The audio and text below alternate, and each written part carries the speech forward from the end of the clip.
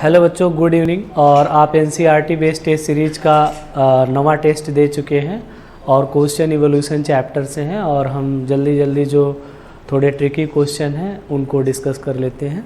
चलिए देखिए 136 में अगर हम बात करें क्वेश्चन नंबर 136, तो 136 में कह रहा है कि which of the following situation would most likely to result in the highest rate of natural selection. तो नेचुरल, अब यहाँ पे जो ऑप्शन है रिप्रोडक्शन बाय एसेक्सुअल मेथड होगा नहीं, रिप्रोडक्शन बाय सेक्सुअल मेथड ये राइट आंसर है बच्चों, ये राइट आंसर है। अगर हम बात करें तो ये है राइट आंसर। क्यों? क्योंकि सेक्सुअल रिप्रोडक्शन मेथड से क्या होता है, गैमीट फॉर्मेशन है ना, यानी एक्सचेंज होता है ना, और इंडिपेंडेंट असार्टमेंट होता है, क्रॉसिंग ओवर होता है, न्यू कॉम्बिनेशन डेवलप होते हैं। तो आंसर ये हो जाएगा। The conclusion drawn by Darwin and Wallace were all the given except. तो जो डार्विन और वैलेस ने जो कंक्लूजन दिए थे regarding theory of evolution natural selection के रिगार्डिंग, उनमें से कौन सा नहीं है ये आपको चूज करना है। तो those who are more adapted to their surrounding produce less offspring. यहाँ पे जो लेस ऑफ स्प्रिंग होता है, नहीं, मोर ऑफ स्प्रिंग होना चाहिए था, तब सही होता है, इसलिए आंसर ये हो गया। 138 में आते हैं। यहाँ पे देखिए मिलर के एक्सपेरिमेंट का डायग्राम बेस्ड क्वेश्चन है और यहाँ पे कहा जा रहा है ABCD क्या है। तो A क्या है, इलेक्ट्रोड होता है और जनरली टंगस्टन का इलेक्ट्रोड, हाई मेल्टिंग पॉइंट का इलेक्ट्रोड इस्तेमाल किया जाता है।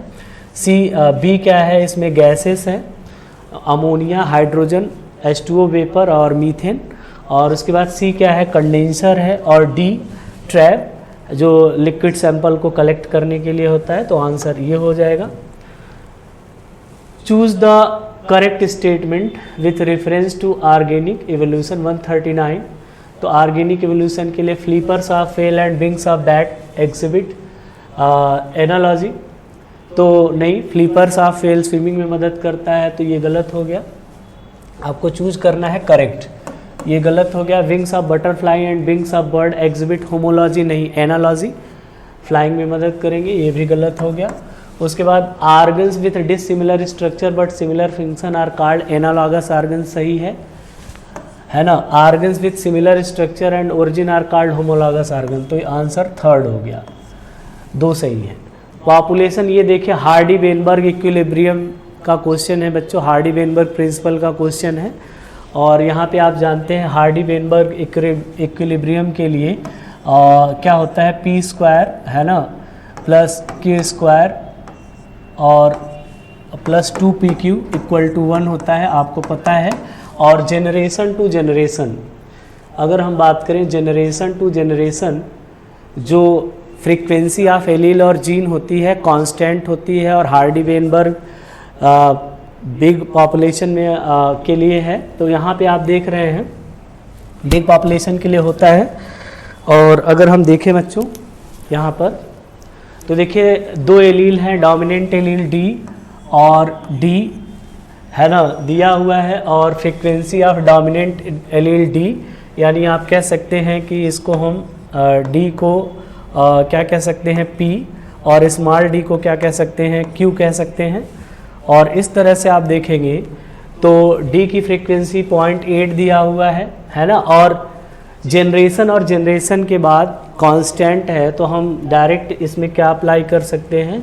तो यहाँ पे यानी P की फ्रीक्वेंसी अगर हम बात करें 0.8 है, 0.8 है बच्चों, 0.8 है। अगर हम बात करें,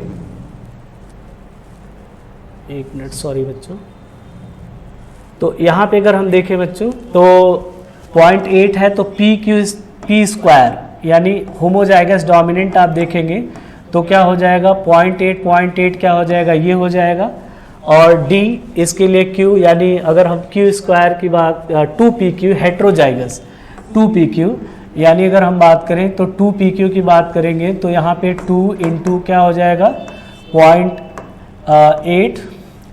और उसके बाद अगर हम बात करें Q का कितना आ जाएगा 1 माइनस 0.8 आप कर देंगे तो 0.2 आ जाएगा लगभग, तो यानी Q की फ्रीक्वेंसी 0.2 हो जाएगी। तो ये हो जाएगा, ये है ना, और क्यू स्क्वायर 0.4, यानी आप आंसर ये हो जाएगा। चलिए नेक्स्ट क्वेश्चन की हम बात करते हैं बच्चों, क्वेश्चन नंबर 141 की।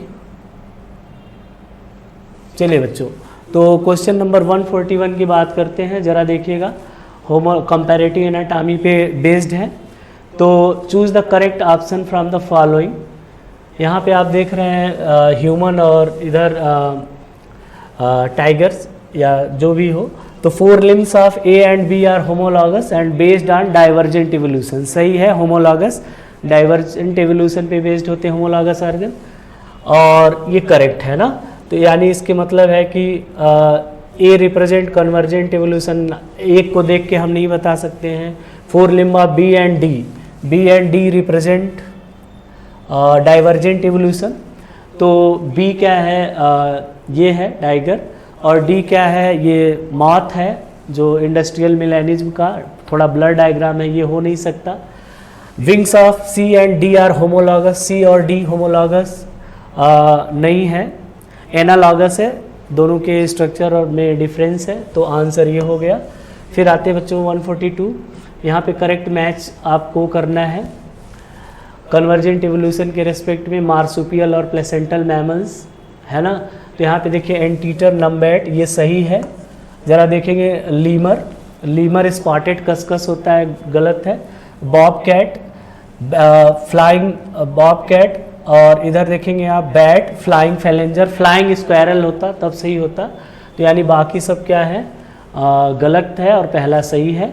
143, microbes are able to grow on new nutrient media due to natural selection, और जरा आप देखेंगे सही है। Adaptive ability is inherited and है जेनेटिक बेसिस, एनसीईआरटी में है, तो आंसर चौथा, दोनों स्टेटमेंट करेक्ट है। 144 असर्शन रीजन बेस्ड क्वेश्चन है बच्चों। तो आप देख रहे हैं earliest organism that appeared on earth were non green and presumably anaerobes. The reason पढ़ते हैं, the first autotrophic organism were the chemo autotrophs that never released oxygen. तो दोनों सही हैं, लेकिन रीजन असर्शन का करेक्ट एक्सप्लेनेशन नहीं है। यहाँ पे देखिए कॉलम को मैच कराना है, लैमार्किज्म और डार्विनिज्म, दोनों में क्या इनकरेक्ट है। तो देखिएगा यहाँ पे लिखा है only useful variation are transfer to the next generation, ये डार्विन का है। और यहाँ पे देखिए all the acquired character are inherited to next generation, ये है किसका, ठीक है, ये डार्विन, ऑल द ये लेमार्क का है, तो अपोजिट लिखा है, तो ये हो गया इनकरेक्ट। नेक्स्ट हम आते हैं 146 में, read the following statement and select the correct ones. Adaptive ability is inherited, यहाँ पे आपको क्या चूज करना है, करेक्ट चूज करना है इस क्वेश्चन में, इन स्टेटमेंट को। तो जरा देखेंगे adaptive ability is inherited and it has genetic basis, पहले आ चुका है, सही है। Branching descent and natural selection are the 2 key concept of Darwinian theory of evolution, सही है।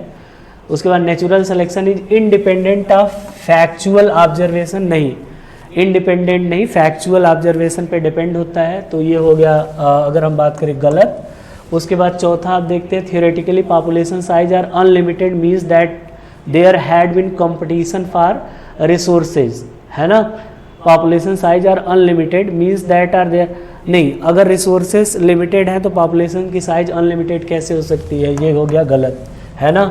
Survivors will leave more progeny and there would be change in population characteristic and hence new form appear to arise, तो ये सही है ना। तो answer हो जाएगा थर्ड। ह्यूगो डिब्रीज और डार्विन की जो थियरी है, जो उनके स्टेटमेंट्स हैं, उनके बेस पे ये क्वेश्चन है और फिल करना है राइट वर्ड। तो देखेंगे यहाँ पे, तो ह्यूगो डिब्रीज ने किस पे काम किया था, म्यूटेस इवनिंग प्रिमरोज पे, है ना। While Darwinian variation are small and directionless, और यहाँ पे आप देखेंगे Darwin was evolution for Darwin was gradual while DeBrij believed large mutation causes speciation and hence called it saltation, तो आंसर फोर्थ हो जाएगा।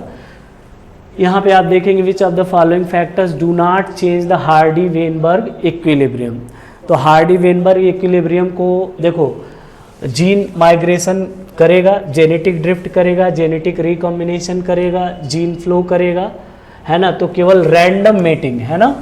तो Hardy Weinberg equilibrium, generation after generation frequency of allele को कांस्टेंट रखने के लिए बिग पॉपुलेशन होना चाहिए और organism have equal reproductive potential होना चाहिए और क्या होना चाहिए, उनके बीच रैंडम मेटिंग होनी चाहिए। तो आंसर ये हो जाएगा third. Assertion reason based question की अगर हम बात करें, Ernst Haeckel support embryological similarities and evidence of evolution region. The embryos of all vertebrates including human develop a row of vestigial gill slit which are absent in most of adult vertebrates. एकदम सही है ना, और assertion region सही है और region is the correct explanation है, ठीक। चल 150 में आते हैं। यहाँ पे आप देखेंगे इस क्वेश्चन में कहा जा रहा है X provides the idea of origin of life on earth. It arguments that the life on earth was transferred from different planet outer space through spore. तो इसको हम थियरी ऑफ पान स्पर्मिया बोलते हैं, ठीक। चलो तो नेक्स्ट 151 में आप देखेंगे यहाँ पे pouched mammal Australian marsupial with respect to adaptation कौन सा करेक्ट है, तो यहाँ पे हम आ जाते हैं flying phalanger, tiger cat, marsupial rat सही होगा, बाकी इनकरेक्ट है बच्चों। उसमें कहीं ना कहीं प्लेसेंटल मैमल दिया है बीच बीच में। 152 में आते हैं, natural selection tend to decrease the survival and reproduction of an organism. Natural selection mechanism of evolution was explained by Darwin, है ना। तो natural selection tend to decrease the survival and reproduction of an organism, तो ये गलत हो गया और ये सही। तो statement first is incorrect and second is correct. Which of the following has been basic material for the origin of life, तो न्यूक्लिक एसिड को हम बेसिक मटेरियल मानेंगे origin of life. Which of the following statement are correct, wings of insect and birds are homologous organ, नहीं। Wings of butterfly and birds are analogous organ, सही है, flying में मदद करेंगे। Wings of insect and birds are analogous, ये भी सही है। उसके बाद eyes of octopus and mammals are analogous, तो ये भी सही है। Thorn of tendril and बाउगेनविलिया and cucurbita represent homology, ये भी सही है, एनसीईआरटी का पॉइंट्स है, तो आंसर फोर्थ। यहाँ पे आप देखेंगे under certain condition scientist have obtained cell like structure, these are known as क्वेसर weights.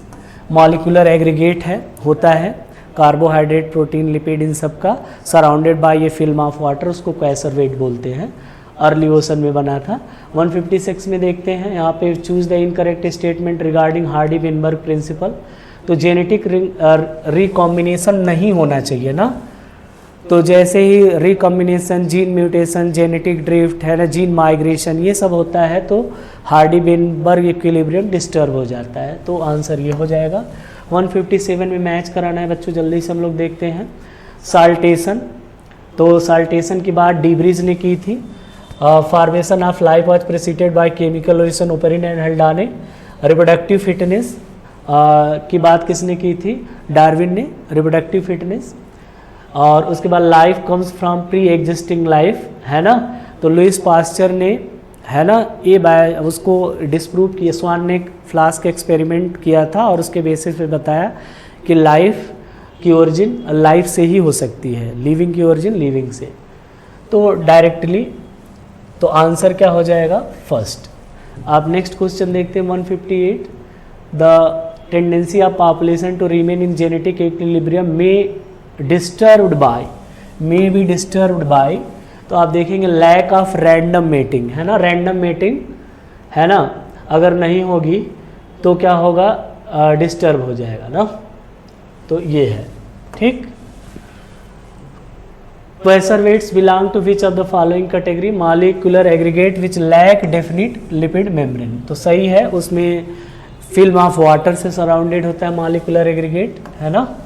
चलिए next, which of the following amino acid was not, ये ग्लूटामिक एसिड जो मिलर के एक्सपेरिमेंट में नहीं पाया गया था, नहीं बना था। A new species is formed when, देखो भाई न्यू स्पीसीज कब बनती है, टिपिक changes accumulate in a population resulting in its क्या रिप्रोडक्टिव आइसोलेशन। तो जो वेरिएशंस होते हैं वो एक्यूमुलेट होते जाते हैं और कई जनरेशन आफ्टर जनरेशन क्या होता है कि जो इंडिविजुअल होता है वो पास्ट एंसेस्टर से एकदम अलग होता है और उसको हम न्यू स्पीशीज बोल देते हैं और उसमें रिप्रोडक्टिव आइसोलेशन होता है। तो सेकंड आंसर हो जाएगा 162 एवोल्यूशन इज। तो देखो भाई जो भी ऑप्शन दिए हैं इसमें से बेस्ट ऑप्शन क्या होगा, history and development of race along with variation. Most of the biologist think that RNA was the first genetic material because, इसका राइट आंसर होगा existence of ribozyme suggest RNA was use to catalyse chemical reaction. यहाँ पे देखिए Australian marsupial किसका example होते हैं, divergent evolution, है ना। इसी तरह से डार्विन फिंचेज भी डाइवर्जेंट इवोल्यूशन का एग्जाम्पल। 165 में अगर हम बात करें which of the following is correct statement, homologous organ क्या शो करते हैं, डाइवर्जेंट इवोल्यूशन, जबकि एनालॉगस क्या शो करते हैं, convergent evolution. Which of the following is correct about evolution, तो universe originated about 20 million years ago, नहीं बिलियन ईयर्स एगो होगा तो गलत हो गया। Universe is found by A Galaxy, नहीं, है ना, बहुत सारी गैलेक्सी क्लाउड और स्टार से मिलके बना होता है तो ये भी क्या हो गया, गलत, है ना। Considering size of universe earth is indeed speck, ये सही है, NCERT का लाइन है। Big bang theory attempt to explain us the origin of solar system, नहीं यूनिवर्स, तो इसलिए ये गलत हो गया। 166 which of the following pair of mammals does not represent the parallel evolution, तो एंटीटर और बापकाट, है ना। बाकी wolf, Tasmanian wolf, lemur, spotted cuscus, तो यानी प्लेसेंटल मैमल और ऑस्ट्रेलियन मार्सुपियल्स, है ना, पैरेलल एवोल्यूशन को रिप्रेजेंट करते हैं, केवल एंटीटर और बापकैट नहीं, एंटीटर के सामने नम्बैट होता तो सही होता। चलिए 168 which of the following features are correct for Homo erectus, तो आप देखेंगे had a large brain capacity around 900 cc, probably ate meat, appeared about 150 million years ago, evolved from Homo habilis, तो सही है, सारे सही हैं। Select the correct statement regarding the evolution of plant and animals, तो आप देखेंगे यहाँ पे coelacanth are लोफिन होता है उसमें, considered as ancestor of amphibians, सही है। Dinosaurs were dominant during Jurassic period of Mesozoic era, सही है। इन 1838 ये गलत लिखा है, 1938 लैटिमेरिया वाज काट इन साउथ अफ्रीका, तो ये गलत हो गया, तो आंसर हो जाएगा ये।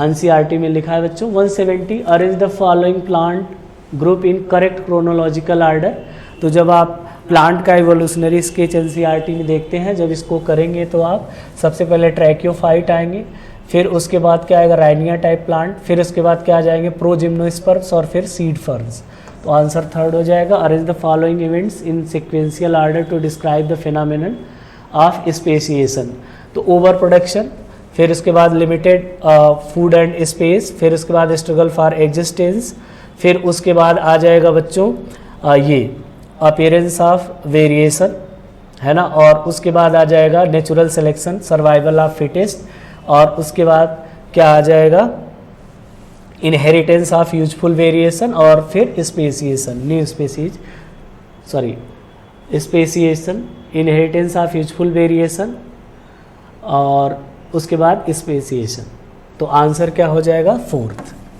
चलिए नेक्स्ट अगर हम बात करें 172 कंसीडर द फॉलोइंग स्टेटमेंट, और कौन सा करेक्ट है ये देखना है।